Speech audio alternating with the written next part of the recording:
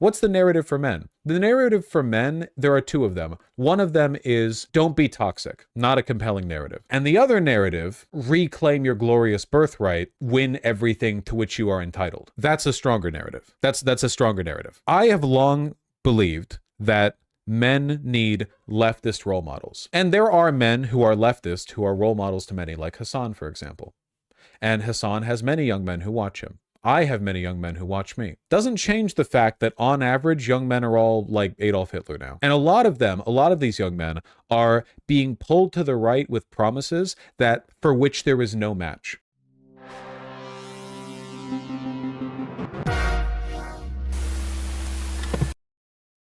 The man problem, why are men moving right? Oh, holy shit. I know this lady. I also know that microphone, because I used to use one. American flag, pretty problematic at this time. 8 days ago, this was before the election. 28 minutes, and we have 25 minutes till stream ends. And I have to read donos. I don't know about that one, Chief, which is a shame. Because I'd like to go over this, or at least go over the underlying ideas. Can I be real with you guys? People are going to hate me for this one. I stand by the criticisms that I've made of Shoe on Head. And I feel like, by the way, it should always be taken in the context of like, this wasn't merely a criticism, but this seismic criticism in the midst of us being actual friends. You know, it's a substantiated criticism. It was clearly made at some degree of like social expense, you know? I mean, we don't talk anymore. But I will say this. If Shoe had been a respected voice in the Democrat consultancy circles, Kamala might not have lost. That's all I'll say, okay? I have criticized her so many times for the populist brain rot, but oh boy, if anyone could use populist brain rot driven right into their skulls right now, it would be the Democrats. I don't get say you may say it's an overcorrection. Honestly, at this point, I find it difficult to imagine the DNC overcorrecting. I think that any correction in that direction at any velocity would be much appreciated. So, you know, Shoe is a wild combo of left populism and the salon lib with Nazi boyfriend. Yeah. It's a very powerful combination, it seems. There's probably stuff in here that I maybe can watch in the future. The problem that I'm having right now is like, okay, I have a bunch of positions right now that feel like they're almost mutually exclusive. And I bet a lot of this is me agreeing with her. And a lot of this might be me disagreeing with her, but maybe I'll see it in the future. I don't know. We'll have to see. But like, my main thought is like, I do think the left as a whole, and even the Democrats, have done a bad job addressing what men want. The problem is a lot of what men want is insane, violent, illegal, and extremely bad, like deeply immoral. Like there is a significant portion of young men specifically, but men broadly, who are being radicalized to the right on the message that women are evil and should be raped. That's not even an exaggeration. Like, that is the recurrent... We're seeing people chanting, like, your body, my choice, right? Like, Nick Fuentes said that, but a lot of them have been saying that. Some people have said they've heard, like, school children saying it to girls now. I don't know. Maybe there's a bunch of, like, anecdotal stuff you can throw in there. But the underlying point is, like, male resentment of women in a period of increasing loneliness and isolation and so on has led a lot of these men to fucking despise women. You know, like we have moved the Trump like director of staff from his former administration literally put out a video, like a TikTok or something, just a few weeks ago, where he made a joke about repealing the 19th. But it wasn't even a joke. He just said he wants to repeal the 19th. So I don't know what the joke is, really. He just says that.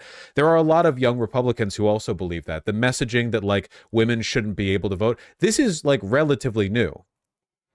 Women's suffrage has been around for a century, you know? There have always been people who have wanted to revoke it, but, like, it's gotten a lot worse lately. Let's not pretend that back in 2008, the you know, John McCain's campaign had a bunch of like 19-year-olds putting Sonnengrads in you know, campaign messaging videos, and they were talking about repealing the 19th. That was just not the direction things had taken at that time. No one, yeah, people weren't screaming about repealing the 19th when, Mitt Romney was running, look, it's like I said earlier. It's like I said earlier, something a lot of women don't understand about men is that there are a lot of men who live in a black hole of social isolation. And I don't really think there's a comparison in women. There are some women who live in this environment, but men who have no one, have nothing, don't talk to anyone, can't talk to anyone. They feel like they want to die if they ever even interact with somebody. They're regarded with disgust because they're unattractive and unsociable and so on. Are there women like this? Sure. Is it mostly men? Yes. Is it mostly men by an enormous, overwhelming majority? Yes, absolutely, undeniably. If you disagree with this, then you have simply not interacted with enough people. And this isn't even a measure of like whether or not they deserve it. A lot of these men, I think, are genuinely odious, both in like their smell and in their behavior. I'm not defending that. I'm not even saying that their treatment is necessarily unfair. I'm just saying it is what it is. This is all true. How much of this is a product of like men being taught to be adversarial, men not share their emotions, whatever? There are a lot of, and this is, I think, where the left fails so often. The left is very quick to prescribe solutions that basically come down to skill issue.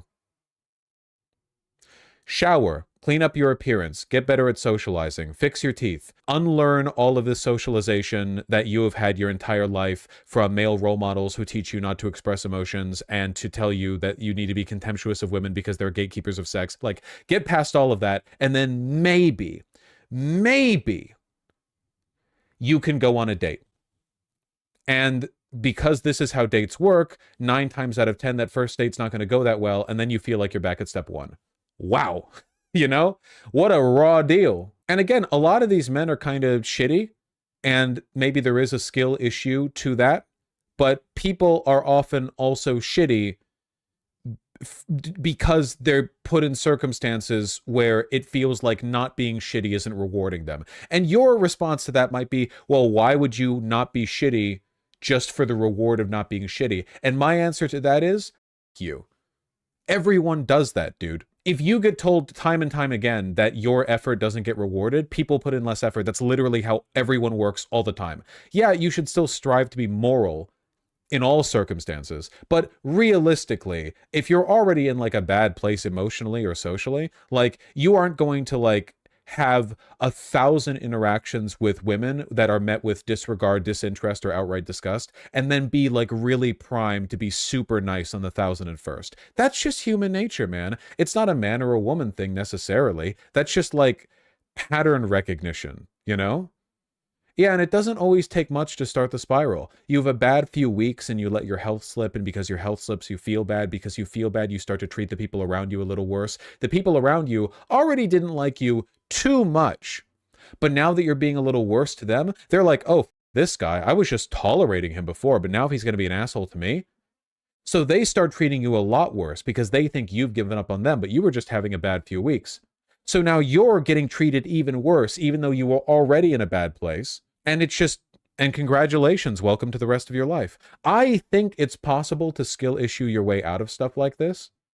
But like, that's why people say skill issue, because it's not guaranteed. Like, the point of the joke of saying skill issue is that not everyone can be really unnaturally good at pulling themselves out of negative feedback loops, right?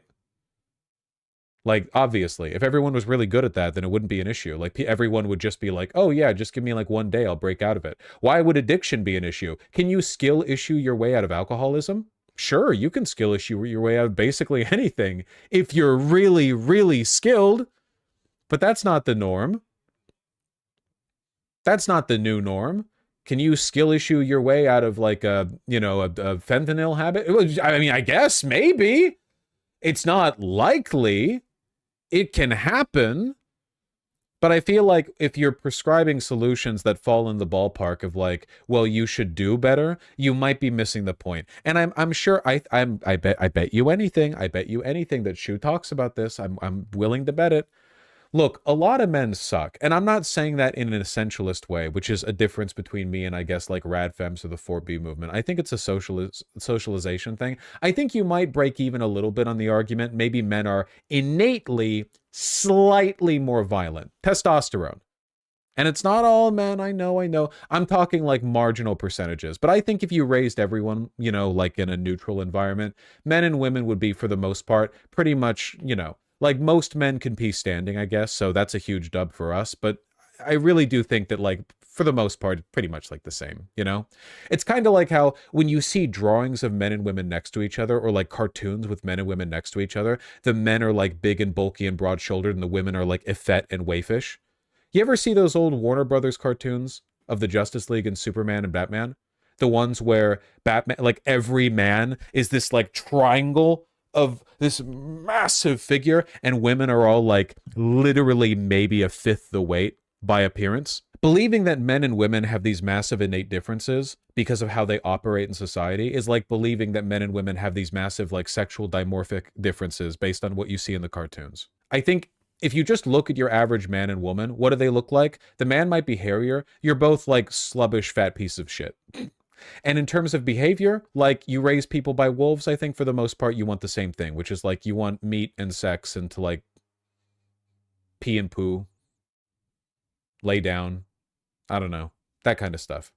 So when I say men suck, I'm really not referring to any innate tendencies. I'm just saying that I think men are in this really awkward position where they don't have a narrative going forward. Women have a very strong narrative because they are overcoming a difficulty. That is the greatest narrative of all. The idea that there is adversity, so you must overcome it. That is the strongest narrative there is. There is no narrative that compels people to action greater than that one. Women used to be essentially domestic servants, like by default, and now they can live their own lives. And that doesn't necessarily like make their lives easy or make it more easy to choose between raising a kid or having a career or doing both at the same time, but it's a narrative. What's the narrative for men? The narrative for men, there are two of them. One of them is don't be toxic.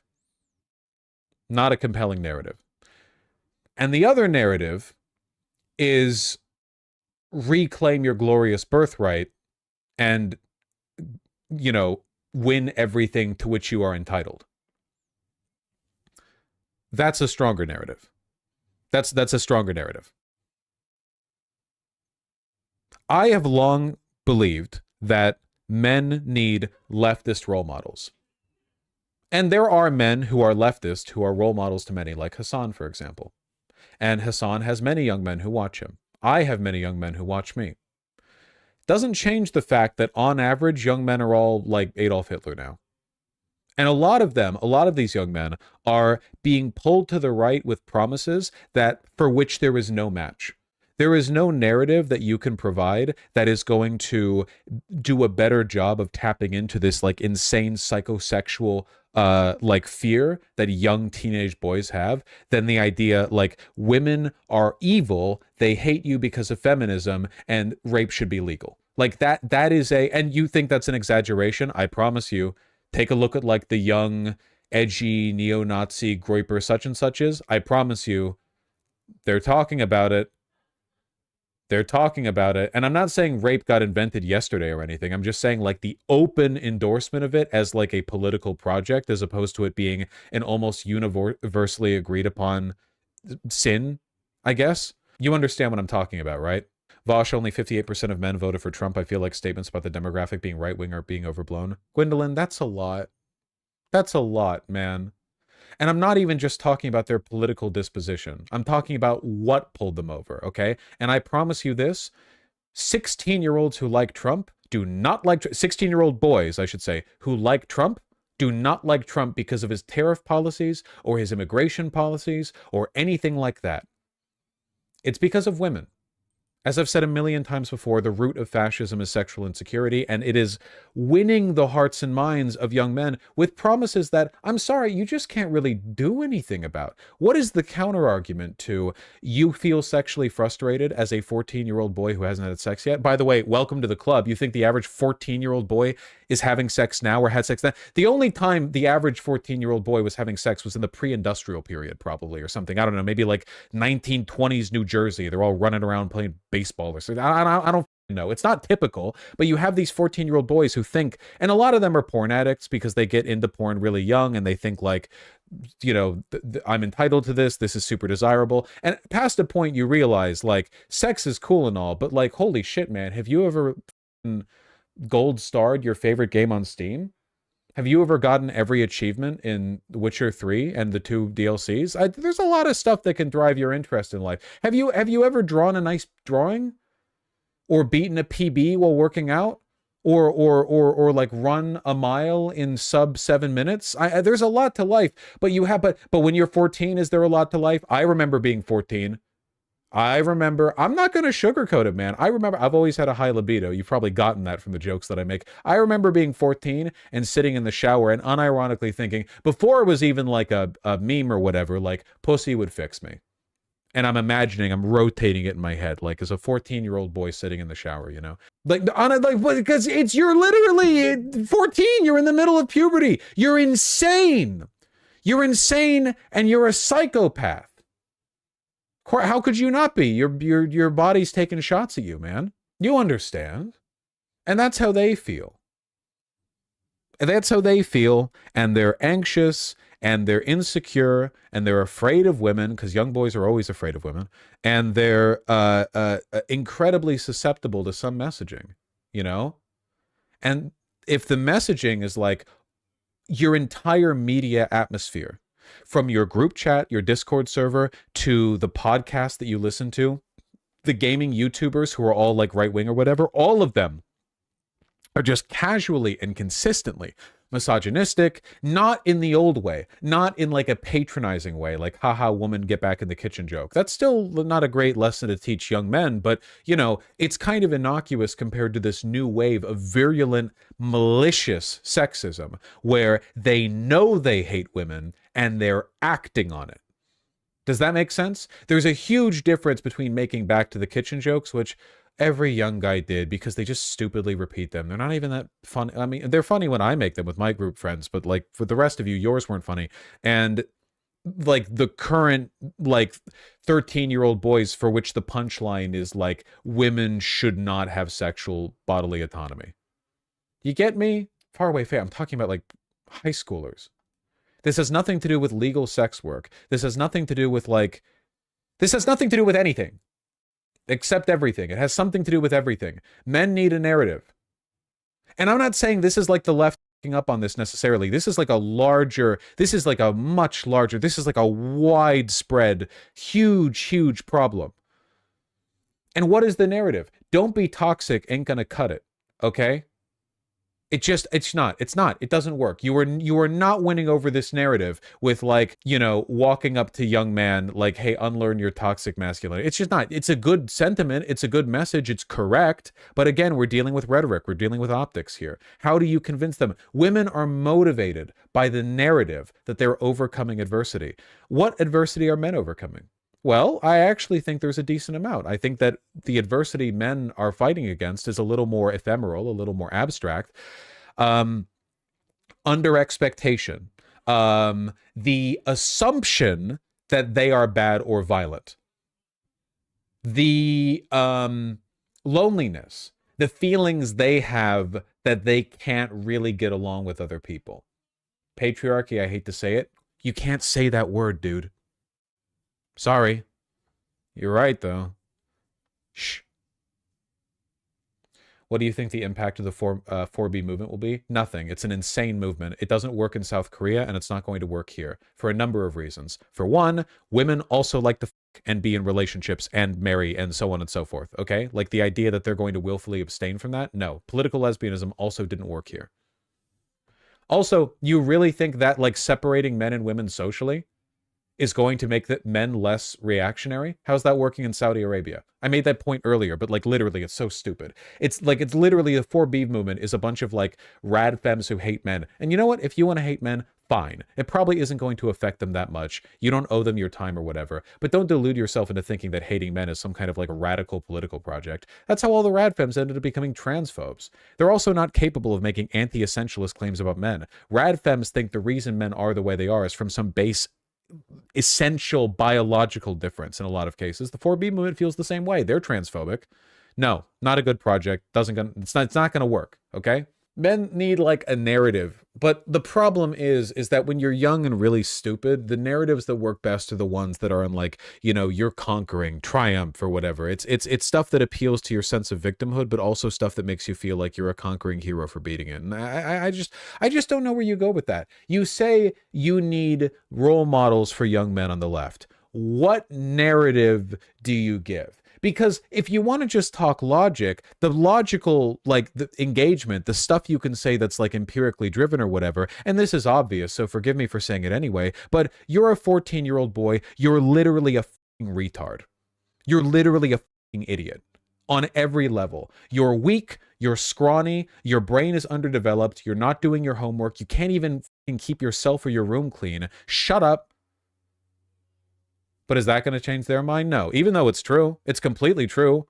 Like, it's undignified for me to even pretend that you need to employ like a logical approach to dealing with the rhetoric that pulls over these fucking cretins. Not to say young girls are necessarily doing any better up here in the old noodle. More so that the narratives that are pushed their way, the messaging, not quite the same, not quite as bad. As it turns out, young women aren't being radicalized to the right with messaging like raping you should be legal. That's just not, that doesn't work as well with women. I'm not sure why. Maybe we should get like a Democrat consultant on that or something. I'm sure they'd have a lot of insightful takes on the messaging. I think it's really just about media environment, you know? I genuinely think that like maybe you have to appeal to contempt the same way that Democrats need to in a broader sense, where you need to like cement in the minds of young people how stupid and wretched and miserable and cringe it is to unironically adopt a political ideology because you can't get laid. And then you need to drive that home, and that can be like the opening argument that is kind of like buffered over time with more substantial arguments. You know what I mean? Like over time, you get the better arguments that actually meaningfully contribute to your ideological framework and understanding of the world. But the opening one, when you're young and driven largely by hormones and vindictiveness, you are sold something a little bit more like id-based. Does that make sense? Do you understand? Does this work? Okay. Bernie was popular with men for this reason. He knew how to tap into real anger and concerns. Yeah, and Bernie did really well with men when Kamala Harris didn't. And you know what? You know what? I'd be willing to bet that one of the main reasons we're having trouble with this whole like populist progressive, you know, onboarding of men is the fact that men who supported Bernie Sanders were called sexist by the Democratic establishment. Yep, I still remember that.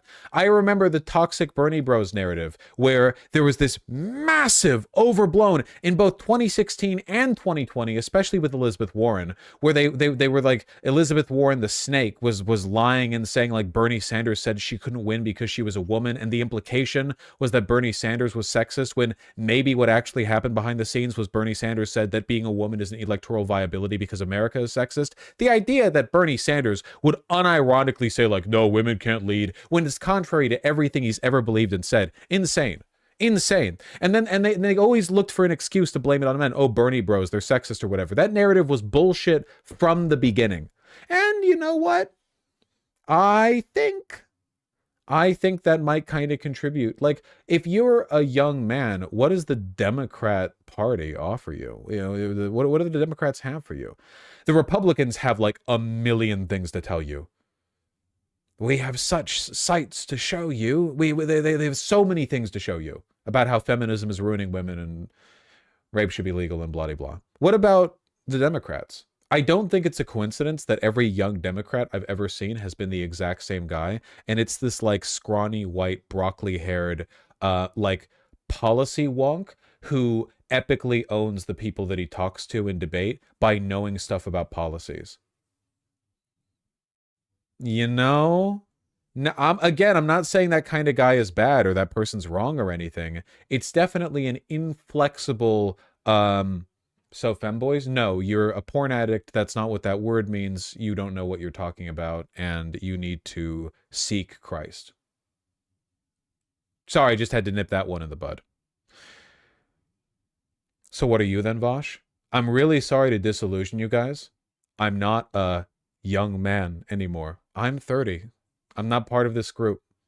The problems that people dealt with in high school are, you know, in my time in high school are not the same that young men are dealing with in high school now. They're completely different. I'm old. I'm on the brink of death.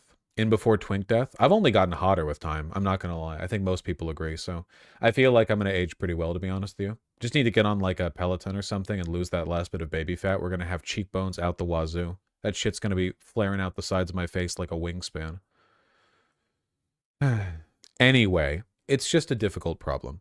Has anyone in chat watched this video? Can anyone confirm or deny the extent to which what I've said overlaps with in a Venn diagram sense what she went ahead and said? Yeah, you pretty much got it. About 30%. Yeah, I'll take it. I don't hold any ill will towards her.